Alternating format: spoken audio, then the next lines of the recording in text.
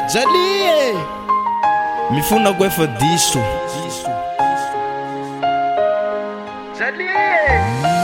Iha jambo mulia Zawa kwa fasahi Iha jambo mulia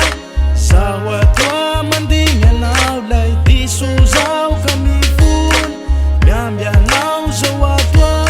Nifuku fama liuswa Nifisarati vahawula Iha jambo mulia Zawa kwa fasahir Iha jambo mulia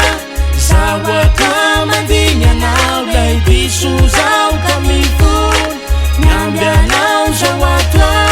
Nifuku fama liuswa Nifisarati vahawula Ela kudita fama zate Zote inu toki sase Mfena chikara suave Tena marina fota na mafate Ela kudita fama zate Zote ya pila fisase Mfena chikara suave Tena marina fota na mafate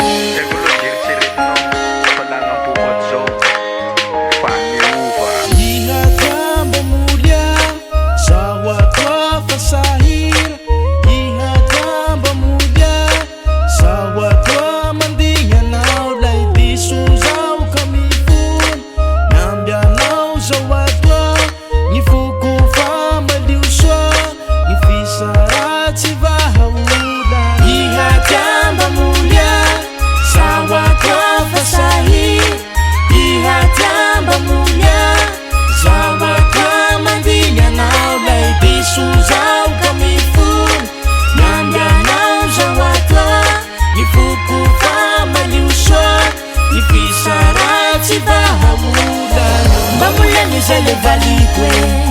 Irativita kuchimanindwe Dechangu chika mikurutake Changu bulacha ukativita Bamule mizele valikwe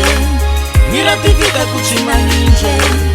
Dechangu chika mikurutake Changu bulacha ukativita